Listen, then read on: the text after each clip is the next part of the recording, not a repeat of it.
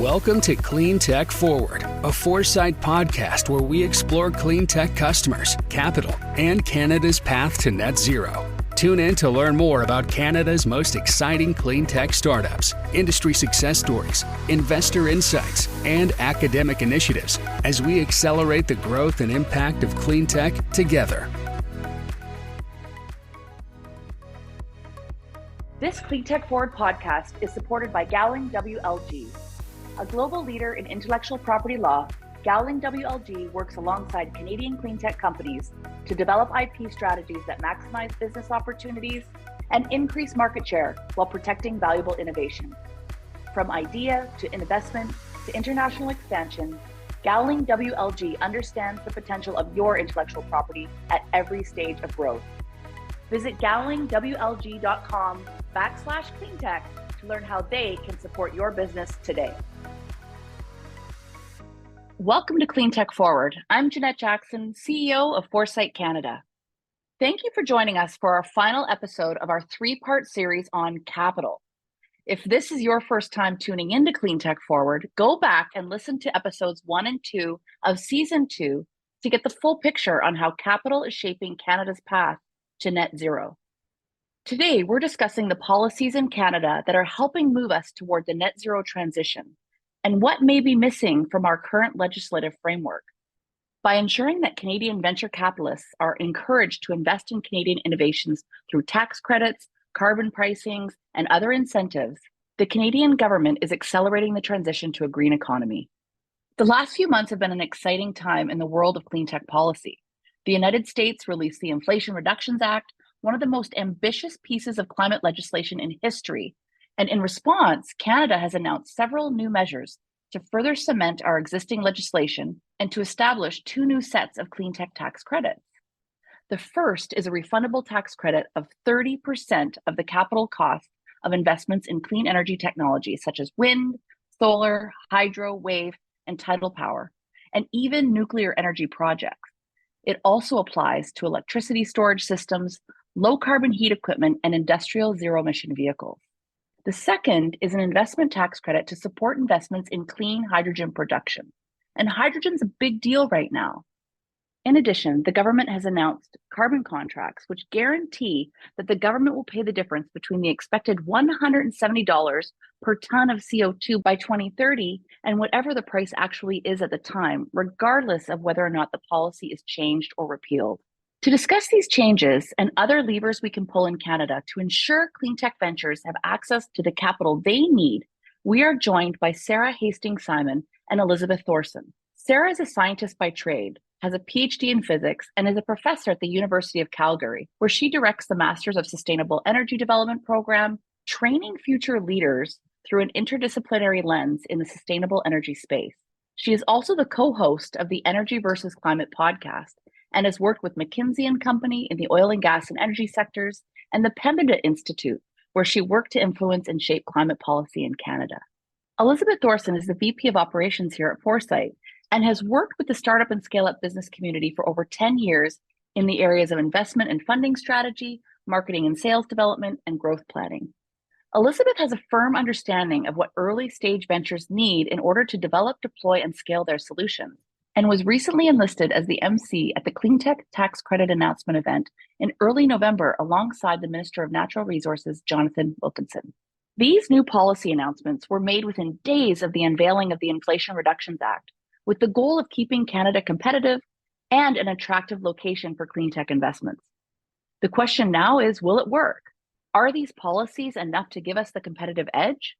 Canada has a significantly smaller population than the US, a smaller market size, and a smaller economy. Staying competitive in the clean tech space is going to be a difficult challenge to overcome next door to one of the world's economic giants. As Sara points out, competing with a country the size of the US could be a difficult task for Canada. policy has a really important role in not just supporting kind of innovation, but really in the way that it actually, we shape markets through our policies. And so, there's sort of, I think, sometimes this myth that, governments could just stand back and let things happen that doesn't really reflect the way that policy, the role that governments play in shaping markets and how the way that markets are shaped ultimately influence, what happens. When I think about what the response was, I think the tax credits are a piece of that. So really making sure that the policies that we already have in place are going to be really effective and are going to actually allow for investors to, be making decisions on the basis of those policies is the one maybe piece that I still see as outstanding from what we're trying to do. I think there's a lot of questions. It's clear that as a smaller country, smaller economy, we're never going to be able to go toe to toe with the US in terms of sort of size, number of dollars and things like that they are putting in innovation. And so then the question becomes, what do you do about that, right? And I think there's some examples from history, things like the way that, the US and Canada approached auto manufacturing and the Auto Pact more than half a century ago now, that are probably worth revisiting in this new environment. But I think at a high level, I would say we have to be strategic about how we're going to be kind of filling in or what we're targeting, and not trying to kind of compete directly with the US on their own terms, because I think our smaller economic size will simply not be able to do so. Competing with the US for investment may be a Herculean task for Canada, but it's not always about competition. We are also collaborating with the US on many fronts, including cross-border projects, supply chain, and more. I can't reiterate this enough. Collaboration between stakeholder groups, companies, and countries is absolutely critical for our collective fight to curb climate change. Being a valuable partner means keeping pace with our collaborators. So far, we've done a good job deploying enabling policies that incentivize industries to adopt technologies that allow them to reach emissions targets and drive clean tech innovation. Canada has made being a carbon emitter expensive, and hopefully the new carbon tax credits will accelerate the development of clean technologies and give our carbon-intensive industries more options to help them decarbonize their operations. The recent policy announcements we've been discussing in Canada and the United States have really aligned our countries in terms of our emissions goals, and that framework that we're all working within can offer more opportunities for Canadian and American companies to find new collaborators, customers, and investors. According to Elizabeth, that alignment of priorities could facilitate more collaboration moving forward. The current political systems across the United States and Canada are really well aligned. I think there's great cross-border communication. There's great incentives for adoption in both sides. Would I like to see more? Absolutely. But we'll work within the framework and the system that we have. The United States is bigger than Canada. And so Canada as a domestic adopter still being fairly small without the US and the proximity that it presents as collaborators, as customers, as capital, I think it would be a little bit more challenging for Canada. And so there are opportunities for us to both work together. I think that we're doing it very well, and there's probably a lot more that we can capitalize on moving forward to continue to facilitate those cross-border collaborations, whether research-based, our academic institutes working with some of the best in the world. We have formalized and informalized partnerships with a number of different clean technology accelerators and other incubators and accelerators to facilitate that transition and flow of information, and almost leveraging that co-opetition model where climate change isn't a problem that has borders. If there's a wildfire in Washington, we get their smoke in Metro Vancouver. When a river is overflowing, it doesn't stop at a perceived land border. So I think we need to really get out of the mentality of this is a Canadian problem or this is an American problem. It's a global problem. And there's so much opportunity for us to team up with our neighbors around the globe and to focus on progress and solutions. This alignment of priorities Elizabeth mentions can only help to further our national and global net zero ambitions. And things are slowly changing around the world. Countries are opting into worldwide emissions reductions pacts like the Paris Climate Accord. Consumers are taking note and demanding sustainable change. And government policy is supporting that call to action with legislation that affects consumers and industry. Traditionally, policy that governs industry was created with the intent of making those organizations more competitive. And in a way, the new carbon legislation does the same thing. In a world where carbon emissions carry hefty price tags, being carbon neutral is a savvy business strategy. According to Sara, that may be the best path forward with regards to clean tech.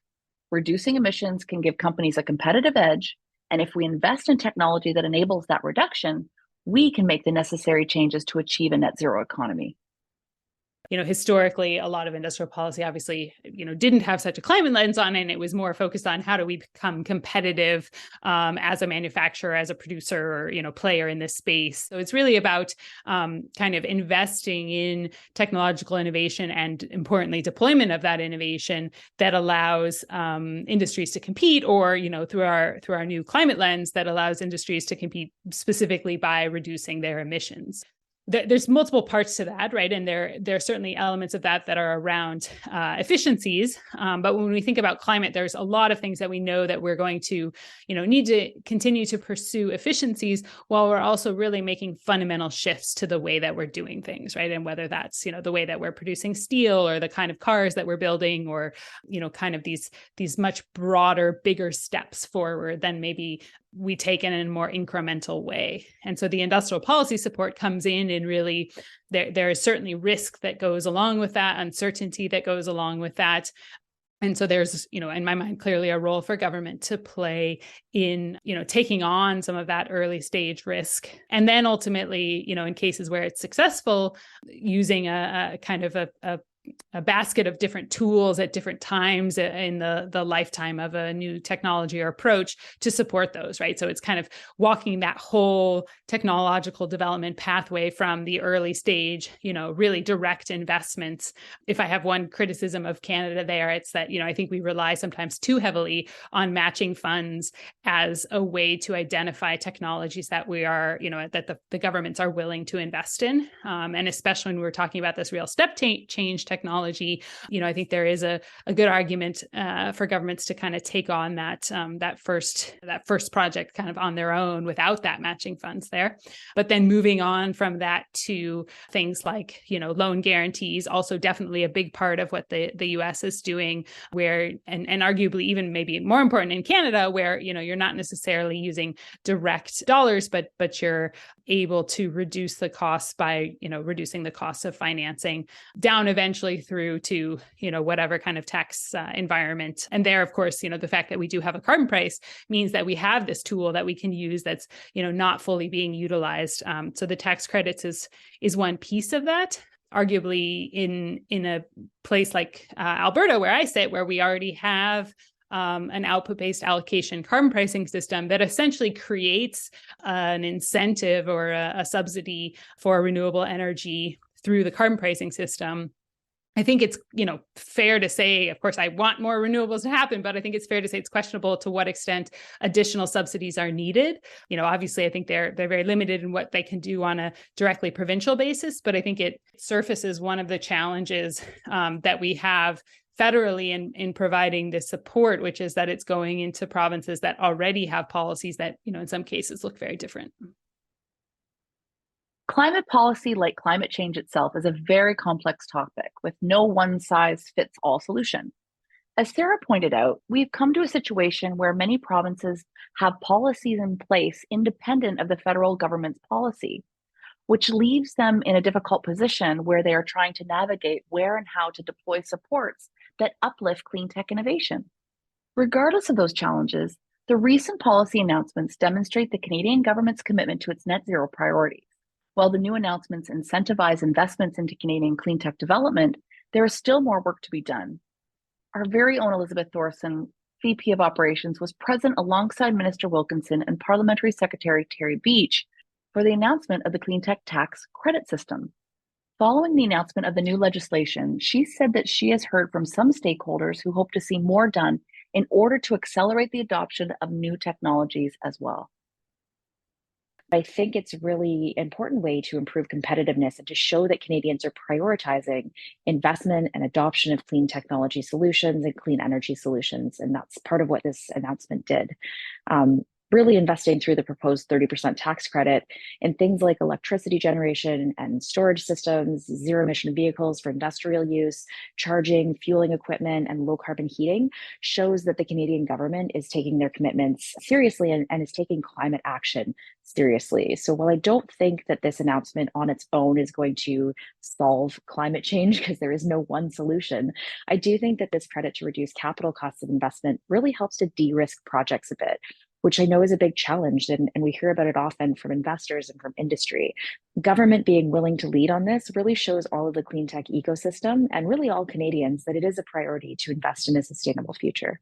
One of the consistent pieces of feedback that I heard from the subsequent roundtables that we held after the announcement was that the ventures were really looking for some permitting reform. So I think if anything was missing, it was really a lot of comments about it still being very difficult for ventures to test their technologies in market and also to gain customers in Canada, because with so many of these technologies being new, groundbreaking innovations, they don't always fit within the scope of permitting policies and legislation that's currently existing and that's been tested. So in order to ensure safety, in order to ensure efficacy, we really need to look at what thoughtful permitting adaptations, we could enact to ensure that we can actually use a lot of the technologies that are being developed and use them at scale. Another challenge facing the Canadian government is the issue around the resilience of our climate legislation. The official opposition has publicly declared their intention to repeal the Canadian carbon pricing system if elected.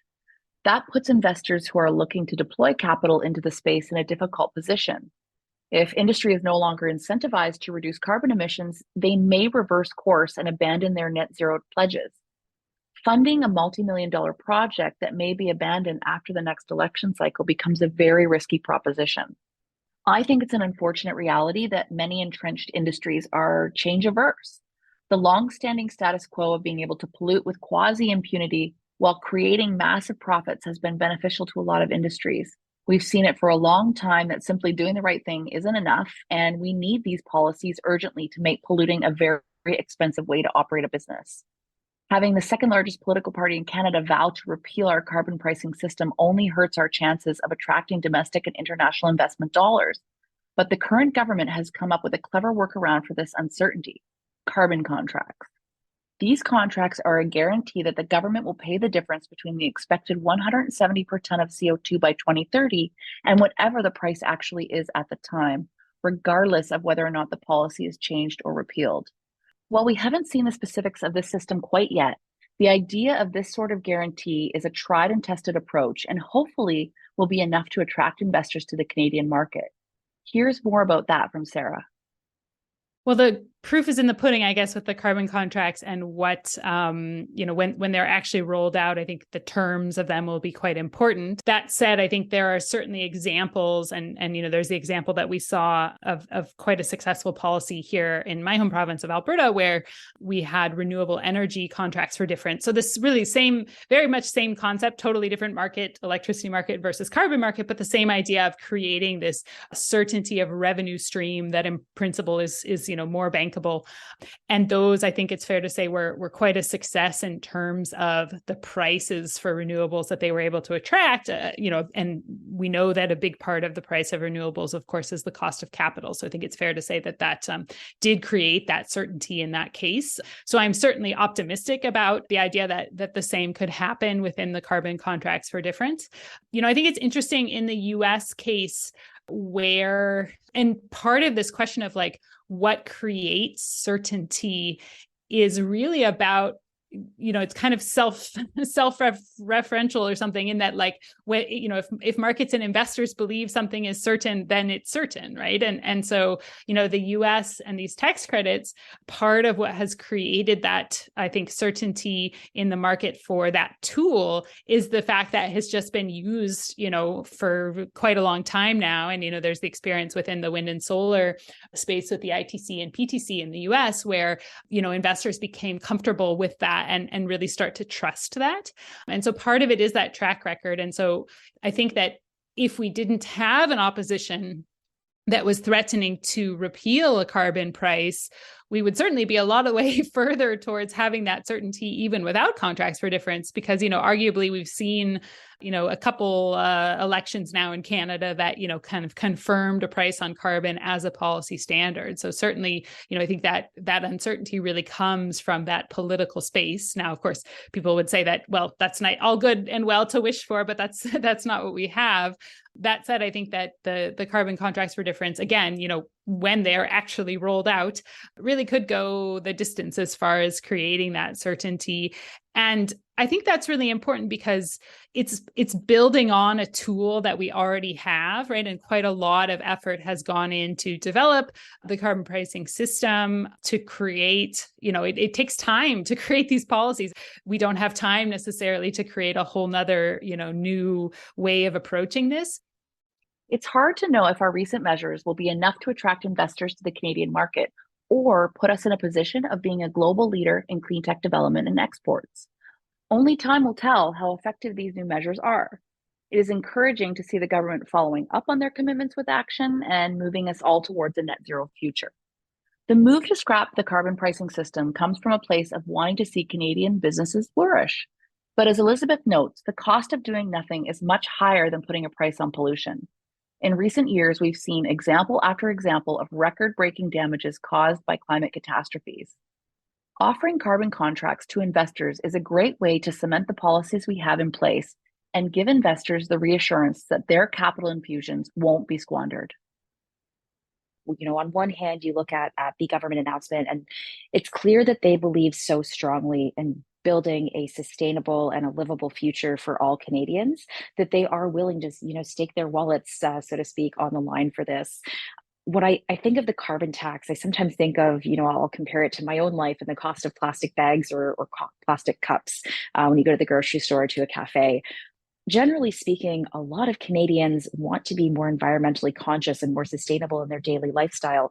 You want to bring your travel mug or your reusable boxes and bags to the grocery store, but it's sort of a when I remember to do it. And when you look at, I'm going to save 10 cents by bringing my own, cup, or I'm going to save 25 cents by bringing my own bags, there is a tipping point at some point that forces people to make different choices.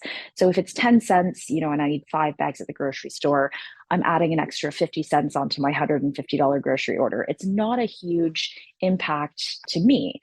But if I had to pay $2 a bag or $5 a bag, I'm fairly confident in saying most people, that would be enough of a penalty to actually enact meaningful change. And so when you look at this at scale, when it comes to the carbon pricing, we need to do something that's going to incentivize people to actually change the status quo.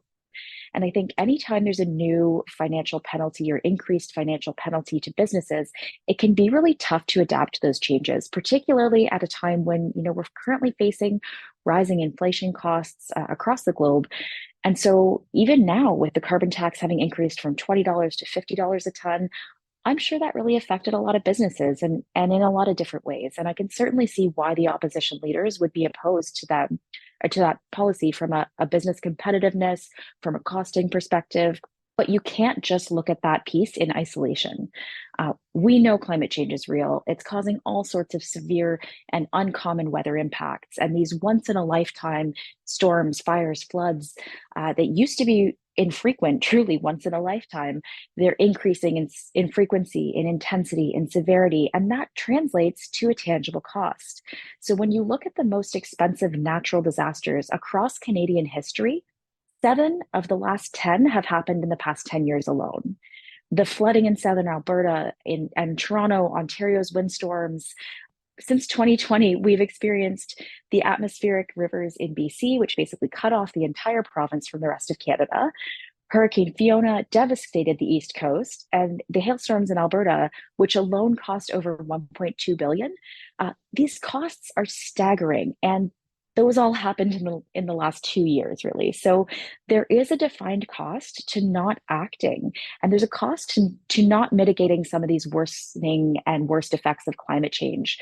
So I'm of the opinion that the government, which is really funded by taxpayers, shouldn't have to bear that cost alone. I think industry has a role to play, individuals have a role to play, everyone has a role to play. So entrenching protections that really ensure that we can continue as a country to incentivize minimizing carbon emissions, among other environmental impacts, is essential to ensuring a sustainable future for everyone. As Foresight grows, we're connecting with more than 300 new Canadian clean tech companies every year, and we're still hearing that access to capital is not at the stage it needs to be in this country. There are many government-backed organizations that are working to fill this gap, organizations like NRC IRAP, SDTC, BDC, and others. These groups are funneling project funding into many Canadian companies and have a huge impact on Canadian clean tech. For example, on November 30th, we announced the second annual Foresight 50, a list of the 50 most investable clean tech companies in Canada. NRC IRAP funded 37 of those 50 companies, which is an amazing accomplishment, but they can only do so much. The need for private capital in the clean tech sector is massive. Many of the technologies being developed today are very capital intensive, and many of them won't see the light of day unless they are properly funded. This puts us at a disadvantage when we compete with global technologies.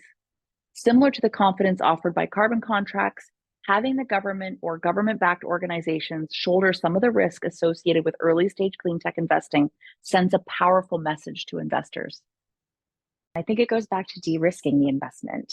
If the government or a pseudo-governmental organization, an associated government funding branch, is willing to stand up and say, I'm investing taxpayer dollars, or I'm investing funds raised into any particular venture, I think that speaks volumes about its potential for exponential growth and return on investment.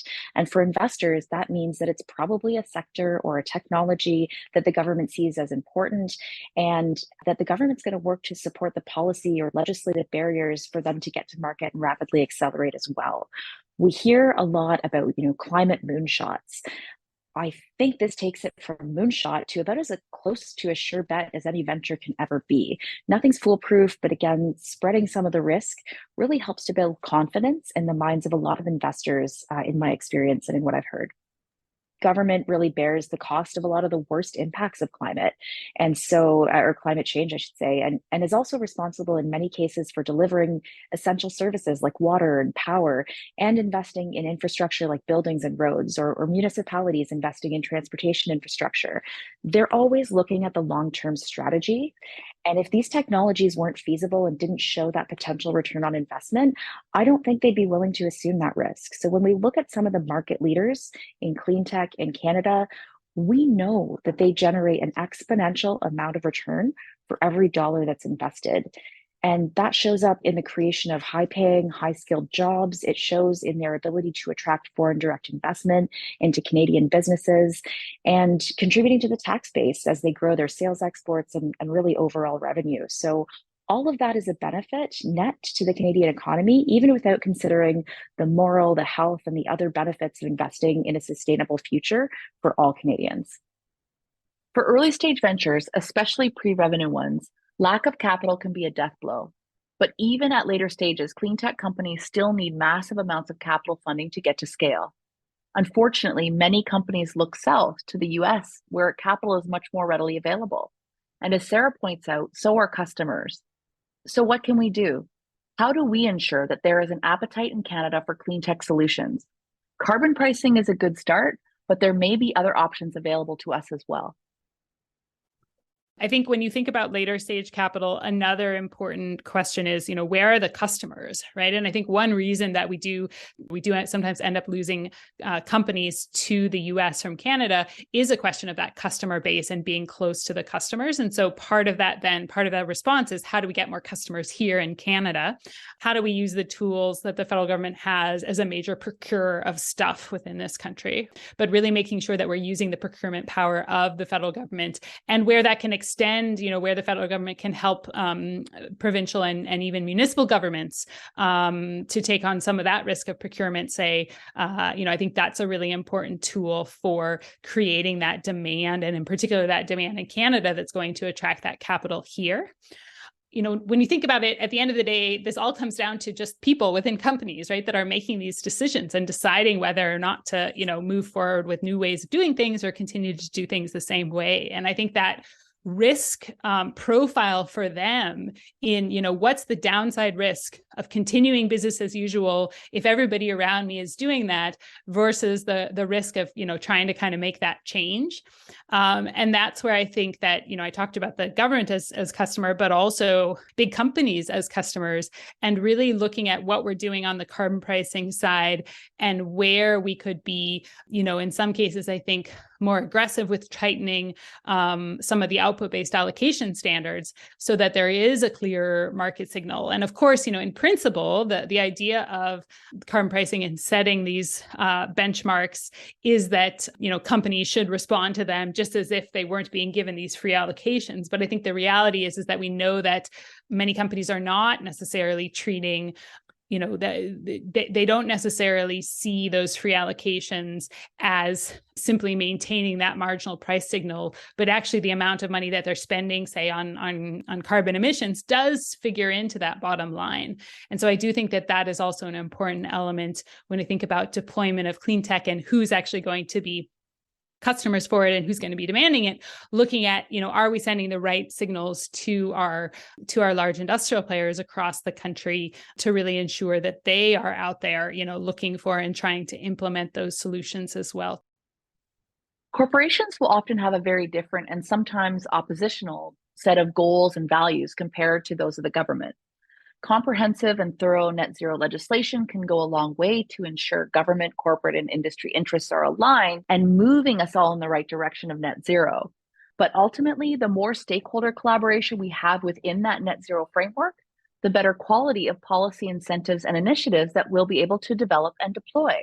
Ensuring that industry, government, and corporate interests are supported will only help showcase Canada's strengths on the global stage and attract international investment. As Sara says, what we do now will have far-reaching implications into our future as a leader in the clean tech space.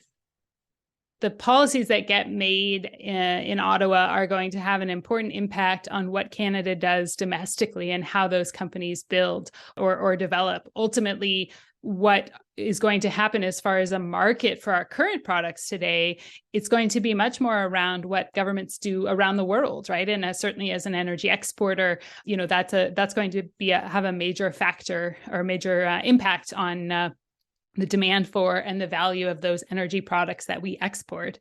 And so I think it's just increasingly important for that sort of understanding of that difference to be clear, and then the importance that the federal and provincial governments should place on trying to figure out how to respond to this external changing circumstances is going to be really critical if we're going to, kind of adapt and figure out how to be producing what it is that the world is going to be looking for from us in the future. Canada is doing well to position itself as a major exporter in the green transition. We certainly have the experience with a long-standing tradition of exporting our national resources for refinement elsewhere, but we now need to figure out how to pivot towards the export of renewables and sustainable technologies. As Sara notes, our government is going to need to be vigilant and quick to respond to the demands of the global market, so Canadian businesses can capitalize on evolving opportunities. The future of our position as a global leader and exporter of clean tech could depend on our ability to respond quickly to changing market conditions. And we're already seeing some traction. Canadian clean tech innovators are selling their solutions globally, and with a solid and secure legislative framework in place, our domestic market could expand as well. Canadian innovators are absolutely world-class and they're world-leading already. So although Canada faces a lot of challenges, lower risk tolerance broadly when it comes to private investment across all sectors, a smaller pool of domestic investors than our neighbors to the south, smaller population of adopters domestically, we still manage to punch well above our weight when it comes to innovations in clean technology. And so what we see and what we hear a lot already is that Canada is competitive and sees a lot of traction with global customers. Across the Pacific Northwest, it's really not uncommon for companies that are headquartered in Metro Vancouver to have their biggest or sometimes only customers scattered across the Pacific Northwest from Seattle to California. With water and agri-tech innovation, we're already seeing a lot of those solutions selling into global markets. England, Ireland, the Netherlands, France, really all across Europe. And we're seeing a lot of demand coming from South and Central America, from Asia Pacific. I would love to have a map, almost like a flight map of Canadian clean tech ventures and where they export to globally. And the web of success that you would see would probably be really inspiring and surprising to most people. But in a lot of cases, traction and sales show that they're perhaps even more competitive globally than they are domestically. So I'm optimistic, cautiously optimistic perhaps, that through this announcement of the Clean Tech tax credit and the other initiatives that are in progress and underway, as well as some hopefully to be announced soon, it may enable Canadian clean tech ventures in the green energy space to lower costs of domestic business and really enable them to be more competitive within Canada while still competing globally. The truth is, we need to act with urgency if we want to achieve our net zero ambitions. What we do now as a country will have huge implications on our ability to attract investments into clean tech, achieve a net zero economy, and successfully navigate the green transition. The tools in place are important and have done a lot to put us on the right path, but we can do so much more to secure a clean, inclusive future. I believe we can get there. I like to end every episode with a note of optimism because when I look at the companies we connect with, the solutions they are developing, and the passion of Canada's innovators, I can't help but feel inspired. If we act with determination and urgency, I truly believe we can be the first G7 nation to achieve net zero. And we can only do that if we work together. Thanks for listening. We hope you enjoyed our series on capital. Next episode, we'll be back discussing the adoption of clean technologies, the barriers facing entrepreneurs who are deploying innovations, and what our industry partners are looking for when shopping for clean tech solutions. Don't forget to subscribe to the Cleantech Forward podcast and to share this episode with your friends and colleagues. We wish you a happy holiday season, and we'll see you in the new year.